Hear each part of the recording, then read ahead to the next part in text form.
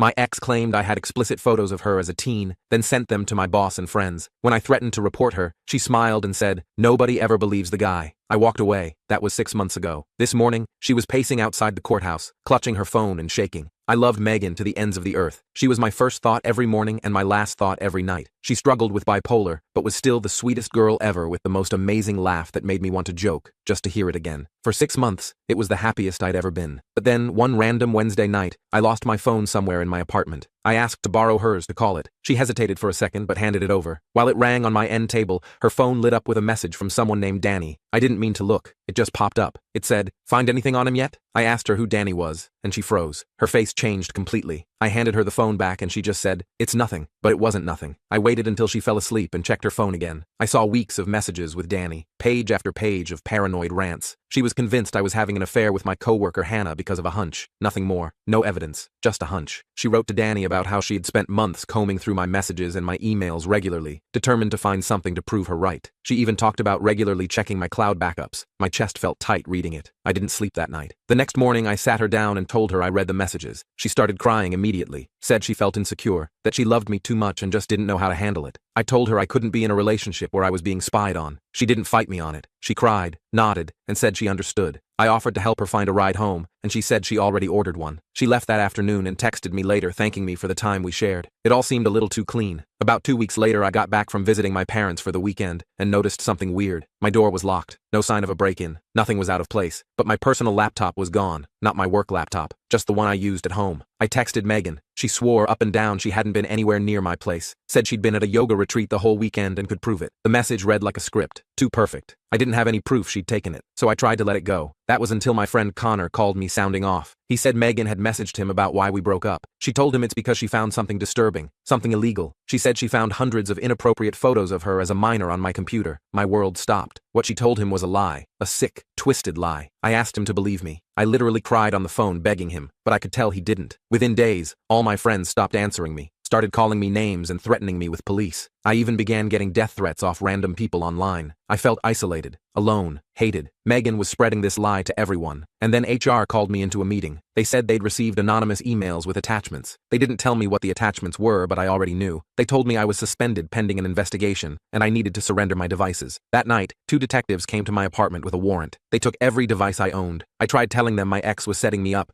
but they refused to even look at me. Afterwards, I did the only thing I could think of. I got a lawyer, a cheap one, the only one I could afford. The first thing he told me was to cooperate fully, and even though I listened to him, it didn't matter, because a week later, he called me. He'd gotten a heads up from the detective that seized my devices. They had found images in a hidden folder on my work laptop, images of Megan when she was 13, and they were pressing charges. My world stopped. I felt like I couldn't breathe. Megan had somehow transferred the files over to my work laptop. I had no idea how, but it didn't matter. My life was crumbling, and before I knew it, officers were at my doorstep, bringing me in for questioning. They proceeded to interrogate me all day, doing everything they legally could to get a confession. They offered me all they could, promised to finally bring me what they were withholding from me: food, water. My lawyer did come in to talk to me, but he was useless. He told me to plead guilty. He even looked at me like I was lying when I swore I was innocent. I remember lashing out at him, telling him I didn't want his services, and so he left. The officers went back to trying to get a confession out of me, but I refused to give in, and after a little, they left, and a miracle lifeline was tossed to me. I don't know how she found out, but my cousin Julia, an intern at a law firm, and the only person I knew 100% believed me, walked into the room, and she was with Ted, another guy from her firm. "They're releasing you on bail," Julia said, looking exhausted but relieved. Ted was a stocky guy with thick glasses and a serious expression. On the drive back to Julia's place where I'd be staying, he explained that the evidence against me was damning, but had some inconsistencies they could work with. The timestamp metadata on some files didn't align with my work schedule. It wasn't enough to clear me yet, but it gave us something to start with. "The police won't let an outside expert examine the evidence directly," Ted explained while setting up his laptop on Julia's dining table. "So we need to focus on proving Megan had both opportunity and knowledge to plant those files." I racked my brain trying to remember anything useful. She mentioned her ex was a programmer, said he taught her some tricks once. I didn't think anything of it at the time. Ted perked up at this. "Do you know his name? We could try to contact him." I shook my head. Megan rarely talked about her exes, and I respected that privacy. Ironic now, considering how things turned out. With most of my friends convinced I was guilty, I called the only person who might still believe me, William. We weren't super close, but he'd always been level-headed and fair. Plus, he was good with social media and research. William agreed to help track down Megan's ex through mutual connections. He called back the next day with a name, Kevin Martinez. Apparently, Kevin had made several cryptic posts around the time Megan and I broke up about teaching someone a lesson and what goes around comes around. This seemed promising until William tried reaching out to Kevin. Within minutes of sending a message, Kevin had blocked him completely. We hit another dead end. Meanwhile, Ted suggested we check my apartment building's security footage to prove Megan had been there during the weekend. My laptop disappeared. I called the building manager, but he told me they only keep footage for 10 days. We were already past that window. I felt sick to my stomach. Every potential piece of evidence seemed just out of reach. I remembered my neighbor Carol had installed one of those doorbell cameras after a package theft last year. Her door was at an angle that partially viewed my apartment entrance. When I knocked on her door, she answered but seemed hesitant when I explained what I needed. "I don't want to get involved in something illegal," she said, eyeing me suspiciously. I explained my situation, showing her the court documents about my case. I must have looked desperate because eventually, her expression softened. "Let me see what I have," she said. Carol's footage wasn't perfect, but it clearly showed someone who looked like Megan entering my apartment using a key that Saturday afternoon. The problem was the video quality, too grainy to definitively identify her in court. Ted said it was helpful, but not the smoking gun we needed. "We need to focus on how she could have accessed your devices remotely," Ted explained while examining my laptop. "Did she ever help you set up any technology?" That's when I remembered. About 3 months into our relationship, my internet had been acting up. Megan offered to help set up my new router since she claimed to have the same model. She insisted on handling it while I made dinner. At the time, I thought she was just being helpful. Ted came over and spent hours examining my network. He eventually discovered an unauthorized remote access tool installed on my router. It wasn't sophisticated enough for someone without technical knowledge to create, but it was simple enough for someone with basic instructions to install. "This could explain how she continued accessing your devices," Ted explained while documenting his findings. "Even after you broke up, she could monitor everything you did online and potentially plant files." With this evidence, my lawyer filed a motion to investigate Megan's devices. The prosecutor fought it hard, arguing it was just a desperate attempt to blame the victim. After a heated courtroom debate, the judge granted us limited rights to investigate, one chance to prove our theory. Ted spent days creating a detailed timeline showing when the illegal files were added to my work computer. The timestamps indicated they were uploaded during a company meeting I attended, where 20 colleagues could verify I wasn't at my desk. It was compelling, but still not enough to directly connect Megan to the uploads. "We need to catch her in the act," Ted suggested. "Set up a trap to show she's still actively trying to frame you." We created a new email account with an obviously weak password, and I accidentally mentioned it during a phone call with William while in my apartment, suspecting it might still be compromised. After 3 days, nothing happened. Megan was too careful to fall for something so obvious. Ted came up with a better plan, creating a fake social media post, visible only from certain IP addresses, announcing I'd found evidence that would exonerate me. We made it believable by saying a previously unknown apartment security camera had captured everything. The post would only be visible to someone monitoring my accounts through the back door in my router. Within hours, someone attempted to access my cloud storage from an unrecognized device. They used a VPN to hide their location, but Ted had anticipated this and set up advanced tracking for their next attempt. While waiting for our trap to work, I discovered something else troubling. My boss called to ask if I was using burner phones to contact the office. Apparently, Megan had been sending threatening messages to him, claiming they were from me. I had no way to prove they weren't mine, but I convinced my boss to forward them to Ted for analysis. The timestamps on the messages proved I couldn't have sent them. They were delivered while I was in documented meetings with my lawyer or during my police interview. This evidence strengthened our case, but wasn't enough to completely clear my name. Ted's analysis of the illegal images found on my computer revealed something crucial. They had been edited with specialized software I've never owned or used. The prosecution argued I could have used someone else's computer, but it gave us another angle to investigate. We needed to find the original source of these images to prove they were planted. Ted noticed something odd about the files. They had unusually clean metadata, almost too perfect, like someone had methodically created a false trail. "These might not even be real photos," Ted suggested after hours of analysis. "They could be manipulated or even completely fabricated." This was our breakthrough moment. If we could prove the images were created recently using deepfake technology or advanced editing software, it would destroy the prosecution's case. Ted requested specialist help from a colleague who worked in detecting manipulated images. While waiting for results, I focused on finding anyone who might have information about Megan's activities. I remembered the name from her text messages, Danielle. With William's help, we found her full name through Megan's public social media, Danielle Wright. When William reached out to Danielle online, she immediately refused to talk. Her response was curt and frightened. "I don't know anything. Leave me alone." William decided to approach her in person at the coffee shop, where her Instagram check-ins showed she went every Tuesday. I was under strict bail conditions and couldn't go myself. She was terrified, William reported back, but I convinced her we just wanted the truth. She agreed to meet tomorrow at the park, somewhere public. Danielle showed up wearing sunglasses and constantly looking over her shoulder. William recorded their conversation with her permission. "Megan's obsessed with proving you cheated," Danielle explained nervously. "At first I thought she just had trust issues, but after you broke up, she changed, started talking about making you pay." When William showed her the evidence we'd collected, including the remote access tool and the manipulated timestamps, Danielle's face went pale. "Oh God," she whispered. "She told me she was just gathering evidence of your cheating. I didn't know she was doing this." Danielle revealed Megan had bragged about teaching me a lesson I'd never forget, but wouldn't share specifics. She seemed genuinely horrified by what Megan had actually done. Though she was afraid to testify officially, she agreed to sign an anonymous statement detailing what she knew about Megan's behavior and accusations. With Danielle's statement and our technical evidence, the prosecutor finally agreed to re-examine the case. We were scheduled to present everything in court the following Monday. That Sunday night, someone broke into Ted's office and stole our physical evidence files. The timing couldn't have been coincidental. Fortunately, Ted kept digital backups in encrypted cloud storage. We quickly worked to recreate our presentation while increasing security around everyone involved in my defense. Security footage from Ted's building clearly showed a woman matching Megan's description entering with a stolen keycard and leaving with our files. Police went to question her at her apartment,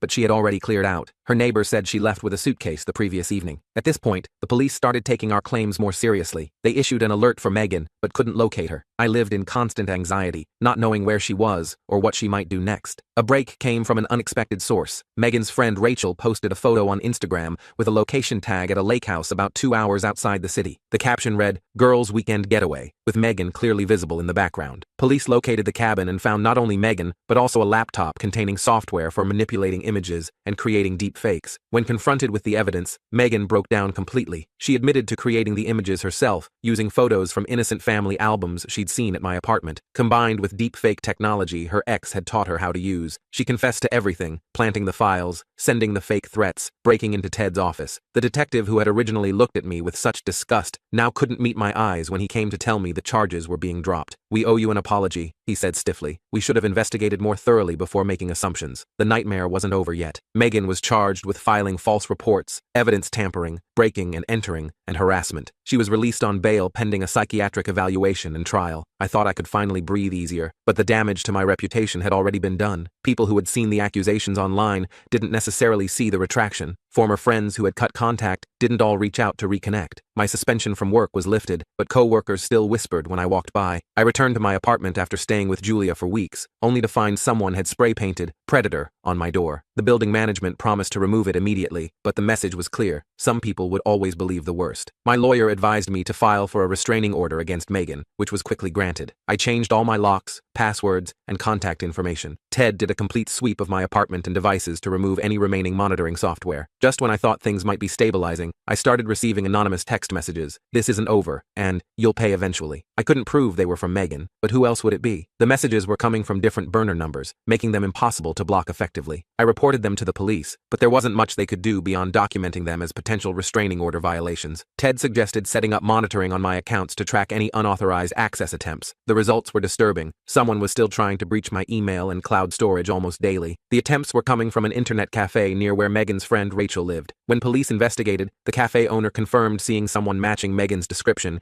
using their computers several times that week. However, without camera footage, they couldn't definitively prove it was her. My lawyer contacted Megan's attorney about the continued harassment. Her lawyer insisted Megan was complying with the restraining order and receiving treatment. He promised the harassment would stop immediately. The very next day, I walked out to find my car keyed with the word "liar" scratched deep into the paint. A nearby store's security camera showed someone in a hoodie that matched Megan's build, but their face wasn't visible. I filed another police report, feeling increasingly helpless. When police questioned Megan, she had a solid alibi. She was at her therapist's office during the time my car was vandalized. The therapist confirmed this. The police should have immediately investigated if someone else was helping Megan, especially given the restraining order that forbade her from contacting me directly or indirectly through others. Unfortunately, they didn't pursue this angle initially. I started thinking Megan might be working with someone. The timing of her alibi was too convenient. I asked William to look into her close friends and family for anyone who might be helping her. He focused on investigating Danielle first, since she seemed scared when we talked to her before. When William checked Danielle's social media, he found she'd blocked both of us. That seemed weird after she'd agreed to help. When William ran into her at a coffee shop a few days later, she looked terrified and practically ran out the door. Something was definitely wrong. William managed to slip her a note with his number before she left. 3 days passed with no contact. I was starting to think she was fully back on Megan's side when William got a call from a payphone. "It was Danielle," William told me after. "She's scared out of her mind. Megan's brother Ryan has been threatening her to keep quiet. He's the one who keyed your car. This was huge news. I'd never even met Ryan during my relationship with Megan. Danielle said she couldn't make an official statement because Ryan warned her something bad would happen if she talked to police again. We need to catch this guy without putting Danielle at risk, Ted said when I told him. Let's look into Ryan's social media, see if we can find any connection between him and Megan's recent activities. Ryan's accounts were all private, so William created a fake profile pretending to be an old classmate from Ryan's high school. After a couple days, Ryan accepted the friend request. What we found was shocking. Direct messages between him and Megan planning different ways to mess with me. The car was just the beginning, one message read. Wait until he sees what's next. Ted said screenshots alone wouldn't be enough for police to act. We needed to catch Ryan in the act. Together, we came up with a plan. I made a post visible only to my close friends list on Instagram, which included the fake account following Ryan, about a job interview I had scheduled for Thursday morning. Instead of going to any interview, Ted and I sat in his car across from my apartment building early Thursday morning. Sure enough, around 9 a.m., a guy matching Ryan's photos from social media walked up to my building. He looked around suspiciously before pulling something from his jacket pocket and crouching by my door. Ted called the police while I recorded video on my phone. 2 officers arrived within minutes and caught Ryan trying to slip an envelope under my door. Inside the envelope were printed screenshots of fake messages, supposedly from me, threatening Megan. Ryan broke almost immediately under questioning. The police found a USB drive in his pocket, containing more fabricated images he planned to plant on my computer. He admitted he was planning to break into my apartment using a copy of the key Megan had made during our relationship. Ryan claimed Megan had convinced him I was dangerous and abusive, that I'd threatened her life after the breakup. He was just protecting his sister. Megan showed me proof of everything you did, Ryan told the detective. She said the system was failing her and she needed my help. The detective asked what proof, and Ryan mentioned images Megan had shown him of threatening texts I'd sent her. When they showed him evidence those texts were fabricated, he looked genuinely shocked. Ryan agreed to testify against Megan in exchange for reduced charges. Since Ryan was acting on Megan's behalf, the police determined this was a clear violation of her restraining order. They immediately issued a warrant for her arrest on those additional charges. But by the time police went to arrest her, Megan had vanished. Her apartment was cleaned out, and none of her friends admitted knowing where she went. I tried to get back to normal life with Megan still out there somewhere. My workplace situation improved after my boss sent a company-wide email explaining the false allegations. Some co-workers apologized for believing the worst. A few friends reached out to reconnect, including Connor, who felt terrible for doubting me. Still, I jumped at every notification on my phone and constantly looked over my shoulder. My therapist diagnosed me with PTSD from the whole ordeal. She suggested I take a weekend trip to clear my head. I drove to a lakeside cabin about 3 hours away, telling only William and my parents where I was going. When I returned Sunday evening, I knew something was wrong before I even opened my door. There was a scratch mark around the lock. Inside, nothing seemed missing or disturbed, but I had that feeling someone had been there. I called the police, who found fingerprints matching Megan's throughout my apartment. Still, nothing was stolen or damaged. It made no sense until Ted checked my computer. She installed keylogging software, Ted said after examining my laptop. It records everything you type and sends it to this email address. We realized Megan hadn't just entered my apartment to install keylogging software. She was looking for information about my weekend trip and likely planning to follow me. She needed the software to see if I would reveal my destination to anyone else. The spyware had a flaw that revealed the receiver's location. Ted traced the IP address to a motel about 30 miles outside town. Police raided the room that evening and found it filled with photos of me, printouts of my emails, and a detailed schedule of my daily movements. There was even a map with my parents' house circled, but Megan wasn't there. Somehow she'd slipped away just before police arrived, leaving everything behind. The officer in charge told me they were placing me under protection until they found her. 3 days later, I received an email from an anonymous address with a video attachment. The video showed footage of my parents' house taken from across the street, clearly filmed that morning based on my dad's car in the driveway. Instead of panicking, I worked with the police to set a trap. We decided not to alert my parents, but stationed plainclothes officers around their property. That night, around 2 a.m., the officers spotted Megan approaching the house from the wooded area behind their backyard. They arrested her without incident, finding a backpack containing a knife, duct tape, and printed photos of me and my family. The district attorney warned me that prosecuting Megan would be complicated, given her mental health issues. Her psychiatric evaluation revealed severe untreated bipolar disorder with psychotic features. Despite this diagnosis, the methodical nature of her actions showed she understood what she was doing was wrong. I had to testify at Megan's trial 6 months later, reliving the whole nightmare in front of a courtroom. Her lawyer tried painting her as a victim of mental illness who genuinely believed her delusions. Our evidence showing the calculated planning, fake evidence creation, and recruiting her brother told a different story. The jury found her guilty on all counts. The judge sentenced her to mandatory psychiatric treatment in a secure facility, followed by prison time. A year after everything started, I received a letter from Megan through her treatment facility. She expressed remorse, acknowledging the harm she caused. Her doctors confirmed she was responding well to medication and therapy. I didn't write back, but gave the letter to my therapist to discuss in our sessions. I'm doing better better now. I switched departments at work and moved to a new apartment. I'm still cautious about who I trust, but I recently started dating again. My therapist says my hypervigilance is decreasing, though I still have occasional nightmares. Yesterday, I deleted the folder of evidence I'd kept on my computer, the screenshots, the timeline, the legal documents. I don't need them anymore. The experience changed me, but I'm determined not to let it define the rest of my life.